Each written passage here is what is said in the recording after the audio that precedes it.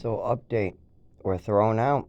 They refuse to take the rent money because, like I was expecting, the Supreme Court dropped the case. With them not really wanting to look into this issue very much, it was very apparent. They're also playing a lot of games with the stuff caught on cameras where the landlord beat a disabled man on the ground.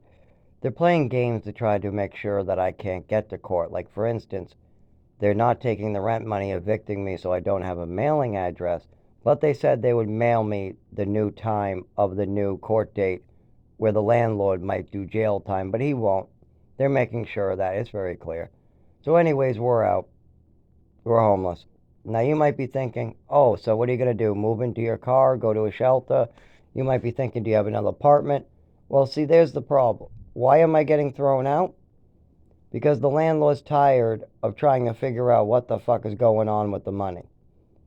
Now, there's several reasons, between my father trying to utilize Social Security for his own gain, from doctors not being able to give me the proper paperwork to return to work, to me being injured, to my roommate being senile, to the landlord playing games and trying to get double payments and trying to get free landscaping and things like that. So there's many things that contributed to that, but the truth is the landlord got greedy. He was upping the rent. We went to pay him, but we were also making code enforcement complaints to hold the rent.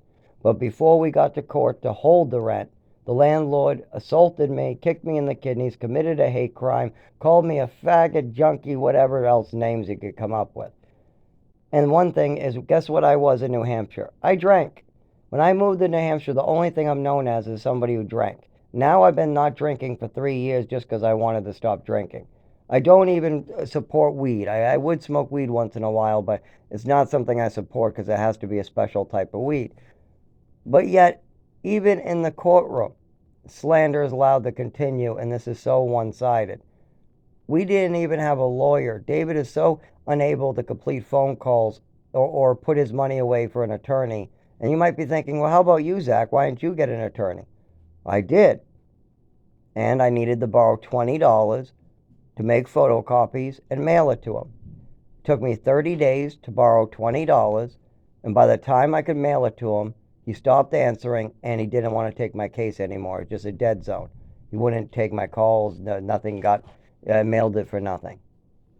That's what happens when you don't have an income. Now, why don't I have an income? Why can't I return to work? My doctors will not diagnose or treat me. I am no more better now than the day I left work and I was unable to get packs of cigarettes and I was bent over. I am in the same or worse situation. I've also taken a beating on the ground where somebody made my injuries worse on camera. Now, you might be thinking, well, if you have camera footage of a landlord throwing you to the ground while you try to pay rent and kicking you, well, they must be doing something. Yeah, they are. The town of Rochester is definitely doing something. They're covering their tracks and they're taking advantage of our disabilities to try to make sure that don't get our rights, we don't get justice. As long as they can keep taking advantage of us, we won't get justice. And as long as we don't get justice in this case, I also won't be able to continue getting better with my neurologist, meaning my mother who died and my father who's alive, who crippled me, and how I'm trying to fix my medical records and get help. That comes to a crashing stop, as well as when I move towns, I'll have to restart. So yeah, there's a lot of criminal and social security stuff that's permanent, but as far as me getting the medical care I need, it's a dead zone in Rochester and Somersworth now anyways. My father tried to poison the water with his lies, and because it's only my word against his, the doctors got confused. And now they're up, down, side to side, and it's very easy to call me mentally ill because I'm having panic attacks, and these doctors are malpracticing me, like giving me letters that says I'm excused from gym class. It means I have to lift while injured for a month because a doctor played a game and charged my insurance just to play a game with me. Now, they sent this letter after my mother and father, and my mother passed away, and his new wife are continuing to call this a childish issue, like I'm out to get them or something. Like getting poisoned for 15 years, slip drugs until your organs fail, until you're pale and you need an emergency room, till you're brought to the emergency room for migraines, to the point where your son so underweight that doctors are wondering if you're going to die or not. And then you're getting abused because your mother and father are putting you in dangerous situations, but then they're suing and getting Social Security for those dangerous situations, as well as continuing to make up stories about their son being mentally ill so they can get money, pushing a narrative. But that narrative is getting away of doctors actually finding out he has a neurological disorder. So as long as the mother is calling bumping in the furniture self-harming, and as long as when the son shows his mother a swimming medal, she turns that into attachment disorder, theft, and he's mentally ill and needs medication. As long as my mother and father are making up stories at the doctors and trying to push a narrative for money with the state and trying to make me out to be like I'm not even, like, for instance, I'm missing 4 years of my education where I didn't get to even open a book. 4 years of my life, or actually, sorry, 3 years I didn't get to open a book. 1 year I missed because I just was moving around and I didn't have a teacher. But there's so much school missed. But if you go to my records, where are those? Where are the 4 years missing on my educational records? Where is the point where they knew what was going on in my life? When did the doctors truly know how to help me? Or were they being informed by my mother? Because if the doctors were informed by my mother, then we know they are weaponized to hurt me. But if the doctors were listening to me and my mother was listening to me, then we might be in good shape. So let me see. When I told my mother that I was bumping in the furniture, and that's why I have scabs on my shin all the time, because I'm constantly bumping in the furniture, falling down and stuff like that, and I thought it was normal boy stuff, my mother told the doctors, me and my father, that that was self-harming, that's suicide behavior, that I don't have coordination, and I'm always like when I have an arm spasm and my arm hits the doorknob and my watch breaks, that's self-harming according to my mother. What it really is a neurological disorder and involuntary muscle spasms, as well as lack of connectivity in the nervous system. And probably a bunch of other fancy words like cirrhosis, or no, not cirrhosis, it's I can't think of all these weird names. But the point is now I'm going off the grid. I will use shelters, but once again, because my disability is not properly established and nobody's taking me seriously, I'm not allowed to drive, sleep in my car. I'm not allowed to use a shelter. Now, the shelter's confusing to most people, but here's a simple way. When you can't move your legs on command, they need you to move your legs on command. If they tell you to go next door to go get breakfast and warm up and have something to eat, but you tell them you're having trouble standing up or moving, they'll call an ambulance for you every time you refuse to listen to them. And if the ambulance and doctors don't come back with something, you will not be allowed to stay there. Now, guess what happens if you have a neurological disorder where your legs and arms don't always work properly, and when you fall asleep and you go to sleep and you don't move your body for hours, when you wake up, you have difficulty kind of realigning your legs and your nervous system. It's very clear that I have trouble. And if I try to stand up and force it, I fall or seize or shake. Not a good idea. So imagine what would happen if I had no paperwork trying to live in a shelter. Imagine I'm in a car, I get pulled over by a police officer. Now, flashing lights, loud noises, touch, and cold all can affect this, as well as many other things. Well, all those things are present at this interaction. So think about those situations where everybody else in this country, when they go into the emergency room for an epileptic seizure on the side of the road, they don't ask them, why are you sober? Because some jackass from a bar poured booze on your coat.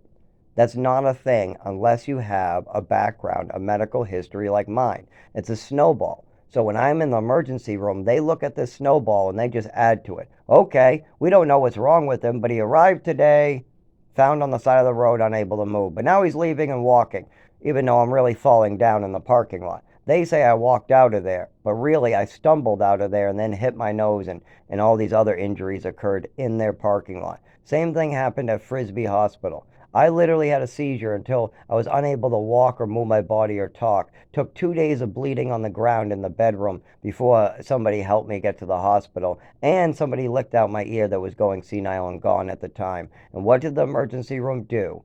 When I had a head injury, I was unable to walk, speak, properly move. Had to be pushed around in a wheelchair. I was so bad. I wasn't able to form much sentences. And they were aware I got molested in the process. What did the Frisbee do about this? Well, they released me, telling me it's too weird, of course. Well, three nurses called the medical board. Yes, three nurses called the medical board as the doctor refuses to treat me. Yes, so fantastic. This is what led to today. So when people ask me, what are you going to do about it? There's no, what? I don't have any options. What, you want me to go to the hospital again? Sure. They're just going to send me away and give me bullshit. What, you want me to go to Social Security again? Sure. You want me to go to work? I'm more than happy to go work. I have a job ready for me. Then sure, but they're not going to let me stay. So tell me, what do you want me to do? Shelter won't let me stay. Work won't let me stay. None of these things are available to me. So it's not my choice. I can choose to go to work today, but because of my disabilities and my lack of ability to stretch constantly, that's going to be a problem for them, as well as the epileptic seizures have to be treated. So there's so much there. Well, then just go to the Social Security office in the shelter. Once again, this problem's there. So when you look at any problems, how am I going to get income? How am I going to survive? It's not something I can choose.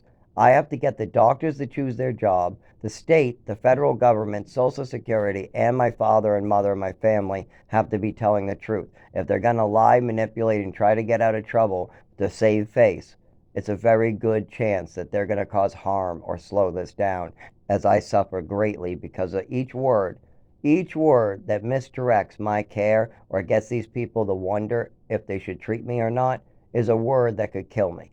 Each time my father goes, it's a fantasy, he's committing murder. Because that is why I can't get medical care, is because they have 25 years of reports from my mother and father saying, don't listen to him, don't look over here, don't look over here, look over here, he's mentally ill, look over there. Oh, my wife having to go to therapy, my wife acting crazy, my wife smacking a kid in front of my nephew, in front of my grandson, or my wife doing, no, no, no, look over here with Zach the shithead, yeah, look over here. Oh, my other son has, do you, no, no, no, no, Zach's the shithead, no, no, no, no. Oh, here's $2,000 for a lawyer, and Zach's the shithead. Yeah, we're not going to teach him how to drive. Yeah, you're 16 with a learner's permit, but no, no, no. See, you're a shithead, and here's $2,000 for the DUI, big brother. And I don't really care. You know what? We all have shit.